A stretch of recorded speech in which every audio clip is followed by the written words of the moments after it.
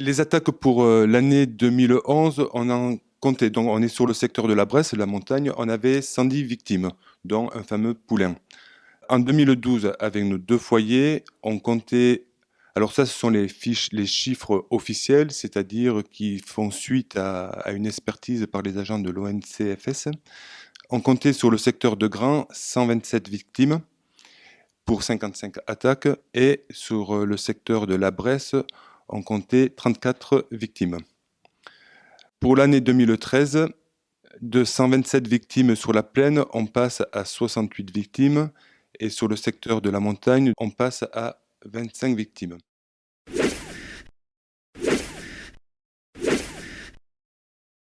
La première année, c'est 38 attaques que j'ai subies. Et la seconde année, 15 attaques. Et la troisième, donc cette année, enfin l'année qui vient là de se terminer, j'en ai eu 15. Et après, le nombre de victimes est bien supérieur au nombre d'attaques. Enfin, l'année 2013, c'est 26. La première année, c'était 38, et plus un poulain. Et la deuxième, je sais plus.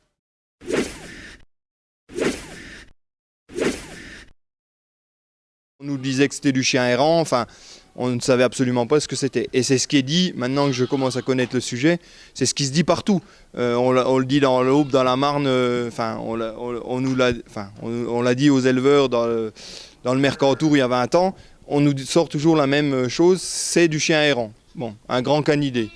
Et puis après, donc, mon poulain a attaqué des trous dans le cou, gros comme mon petit doigt. Ça commençait à ressembler à un loup. Après, un mois ou deux après, on a eu la photo qui avérait qu'il y avait un loup présent sur le massif.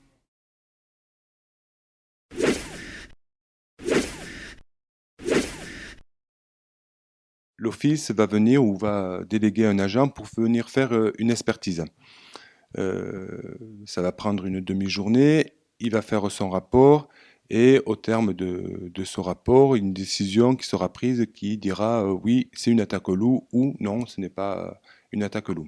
Si c'est reconnu attaque au loup, il y aura une indemnisation qui sera versée.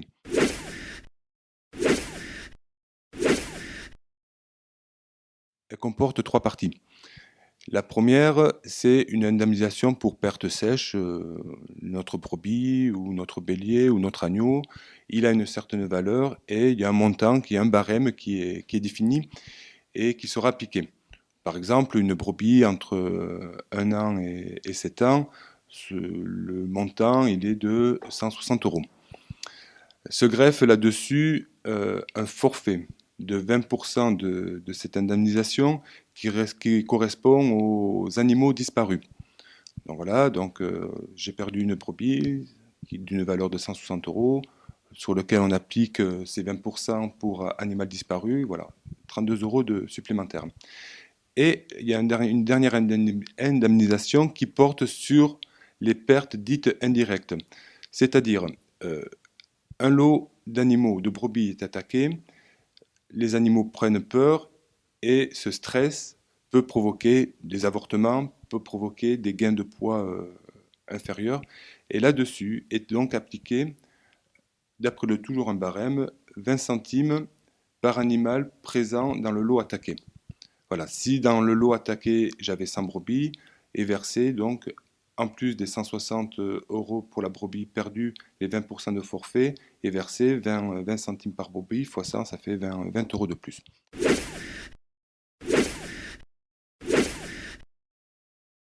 Pour moi, il y en a un minimum de 4 puisque les suivis de l'ONCSF ont pu retracer par les marques au sol de 4 individus. Voilà. Donc on avait à la base un mâle, une femelle, le couple, et puis les hurlements provoqués avaient annoncé qu'il y avait des jeunes. Maintenant, on sait qu'il y en a 2.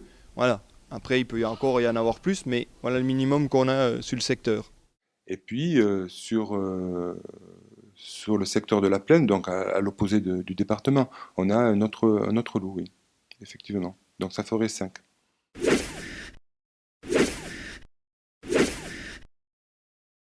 Le loup et agriculture, ça pose de nombreuses difficultés, et ces difficultés, elles sont pour les agriculteurs. Donc chercher une cohabitation, ça semble difficile. D'ailleurs, dans les Vosges, la mise en place de mesures de protection euh, ne se révèle pas 100% efficace. Euh, en voir, même si de 2012 et 2013, la prédation a baissé, euh, il y a quand même eu des victimes. On nous donne tous des bons conseils, enfin tout ce qu'on peut, que le loup va redynamiser ou régler les problèmes de grand gibier et tout. On voit bien que ça ne règle rien. Au contraire, on a pu voir qu'il y avait dans la vallée en face un troupeau de 40 cerfs qui se trimballaient ensemble, alors qu'avant c'était des troupeaux de 6, 8. Donc ils se sont regroupés pour être moins vulnérables. Donc encore plus de dégâts en forêt, je pense pas que c'est la bonne solution.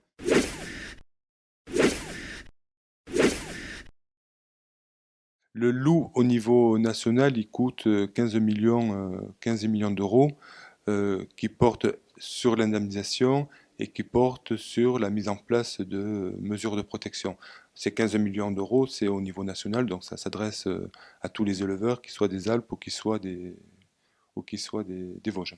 Et donc, ça porte sur l'achat de clôtures électriques, le subventionnement également pour l'embauche d'un aide-berger, et puis pour l'achat et l'entretien de chiens de protection. Ces aides se montent à hauteur de 80%, mais c'est 80% d'un plafond.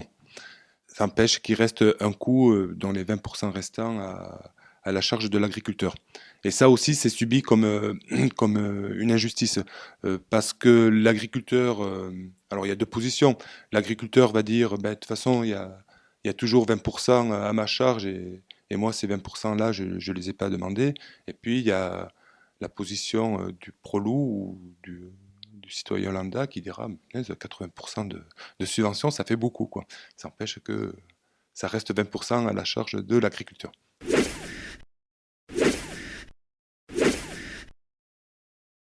Il y a des jours où elles partent dans tous les sens. Il y a des autres fois, elles viennent autour de toi, elles te montrent dessus. On ne peut pas dire qu'il y a un symptôme particulier. Ça dépend de l'attaque, ça dépend du moment, ça dépend de plein de choses. Par contre, le résultat final, c'est des brebis vides, voilà, tout simplement. Des brebis qui ne feront pas d'agneaux durant l'hiver ou le printemps d'après, quoi. Voilà.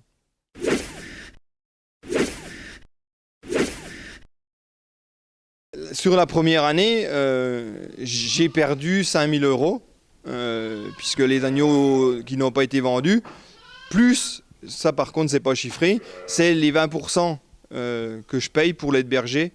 Voilà, ça c'est un coût supplémentaire. Mais ça, je parle de vente en moins, 5 000 euros de vente en moins. Voilà.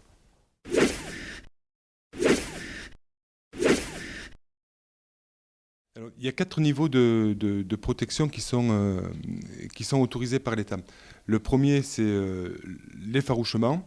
Dans les Vosges, en ce qui concerne l'effarouchement, il y a plusieurs essais qui ont été réalisés. Le premier, c'est l'utilisation de Cerbère. Alors le Cerbère, c'est une petite boîte dans laquelle est mis une radio et un LED lumineux. Et par alternance, on a un son radio qui dure quelques secondes, ça s'arrête, et puis on a le LED qui émet un peu de lumière. Et ceci, chacun son tour. Voilà. Le second niveau, c'est le tir de défense. Alors le tir de défense, on fait peur à l'animal quand il est à proximité des troupeaux. Et il y a 2 tirs. Le tir à canon lisse, où là le tir n'est pas létal, et puis le tir à canon rayé, où là le tir peut être létal. Si ce second niveau de protection n'est pas suffisant, on passe au tir de défense renforcée. Et là, comme l'indique le nom, on met davantage de moyens humains pour réaliser ces fameux tirs de défense. Et enfin, le 4e niveau de protection, c'est le tir de prélèvement, où là, l'animal peut être tué.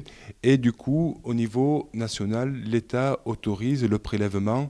Alors pour l'année 2013-2014, c'est 24 loups qui peuvent être prélevés. Et une fois que ces 24 loups sont prélevés, eh bien, on arrête les tirs de prélèvement. Bon, à ce jour, il y aurait 9 loups qui auraient été prélevés.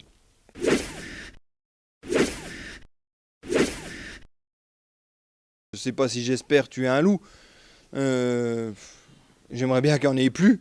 Si on me donne le moyen irrémédiable pour que le loup ne vienne plus sur mon troupeau, qu'il reste en forêt et puis qu'il mange du gibier, on va dire que moi, je m'en fous. C'est con à dire, mais voilà, c'est la nature, elle se régule par elle-même. Il n'y a pas de souci particulier. Par contre, quand elle est sans arrêt dans le garde-manger qui est mon élevage, non, là, c'est pas possible, quoi. Voilà.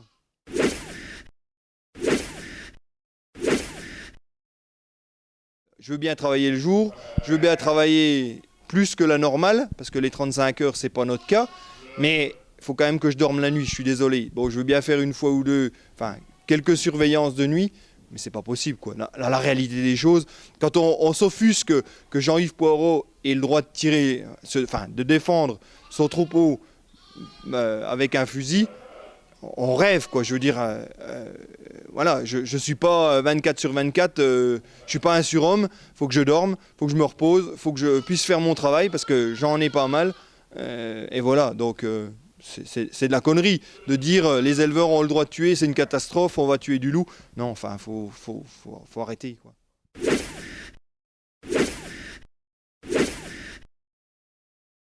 Bon, la première fois, on est stupéfait. Et puis, au fur et à mesure du temps, on est dégoûté. Et puis quand c'est la 3e année que ça vous arrive au printemps, ben on en fait une mini-dépression. Enfin, je sais pas comment l'expliquer, mais on n'en mange plus, on n'en dort plus, puis on en perd 10 kilos. Voilà, ce qui m'est arrivé le printemps dernier.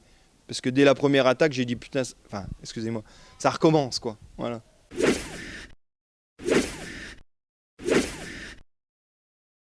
Je suis éleveur depuis 10 ans à la suite de mon père. Avant, j'étais les 10 années précédentes aide familiale. Et puis là, depuis l'arrivée du loup, je réfléchis à un nouveau projet qui pourrait me permettre, au cas où, d'abandonner les ovins et de partir sur une nouvelle activité. Voilà.